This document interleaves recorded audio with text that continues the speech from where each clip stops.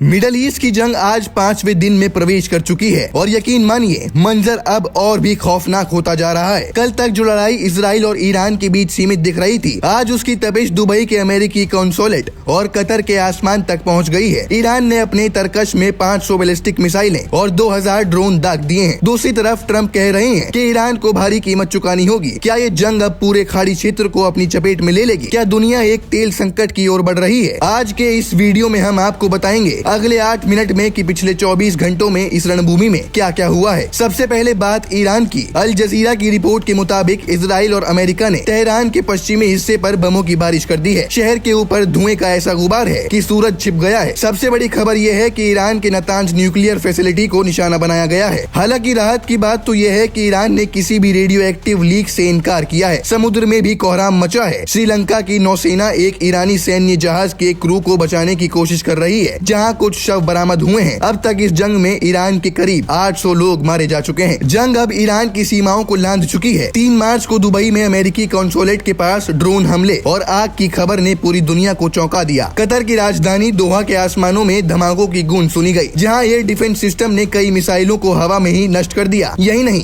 Qatar ने 10 संदिग्ध जासूसों को गिरफ्तार किया है, जिन पर IRGC के लिए काम करने का शक है। सऊदी अरब के रियाद में अमेरिकी दूतावास पर 2 ड्रोन गिरे हैं। ईरान ने खुली चेतावनी दी है, अगर हमले नहीं रुके तो वो पूरे क्षेत्र के आर्थिक केंद्रों और ऊर्जा ढांचों को तबाह कर देगा। ओमान ने अपने नागरिकों को घरों में रहने की सलाह दी है। उधर इजरायली प्रधानमंत्री नेतन्याहू ने साफ कर दिया है कि उनके लड़ाकू विमान तेहरान के ऊपर मंडरा रहे हैं और हमले रुकेंगे नहीं। लेकिन इजराइल के लिए भी राह आसान नहीं है। हिजबुल्लाह ने उत्तरी इजराइल के मेडुला शहर और हाइफा के नौसैनिक अड्डे पर रॉकेट और मिसाइल दागे हैं। जवाब में इजराइल के दक्षिणी लेबनान में हिजबुल्लाह के 60 ठिकानों को मटिया मोट कर दिया है। लेबनान में अब तक 50 मौतें दर्ज की गई हैं। दिलचस्प बात यह है कि लेबनान सरकार ने अब हिजबुल्लाह पर आधिकारिक प्रतिबंध लगाकर उन्हें हथियार सौंपने को कहा है। अब बात वॉशिंगटन की। राष्ट्रपति डोनाल्ड ट्रंप ने साफ किया है कि उनका लक्ष्य सत्ता परिवर्तन नहीं है, बल्कि ईरान की आक्रामकता को रोकना है। लेकिन अमेरिका के भीतर ही इस जंग पर बहस छिड़ गई है। सीनेट में वॉर पावर एक्ट के तहत वोटिंग होने वाली है, जो तय करेगा कि क्या ट्रंप के पास इस हमले का कानूनी अधिकार था, क्योंकि उन्होंने ब्रिटेन के डियागो गार्सिया बीच से अमेरिका को हमले की इजाजत नहीं दी। इस बीच कुवैत में 4 अमेरिकी सैनिकों की मौत के साथ अब तक इस संघर्ष में मारे गए अमेरिकी सैनिकों की संख्या 6 हो गई है। हालात इतने बिगड़ चुके हैं कि चेक गणराज्य जैसे देश जॉर्डन के रास्ते अपने नागरिकों को एयरलिफ्ट कर रहे हैं। जंग अब कई मोर्चों पर फैल चुकी है। इराक, जॉर्डन, लेबनान और खाड़ी के समुद्र। क्या कूटनीति का कोई रास्ता बचा है या ये विनाश का सिलसिला यूं ही जारी रहेगा? इस पूरी स्थिति पर आपकी क्या राय है? क्या आपको लगता है कि अमेरिका का ये कदम सही है? हमें कमेंट सेक्शन में जरूर बताइएगा।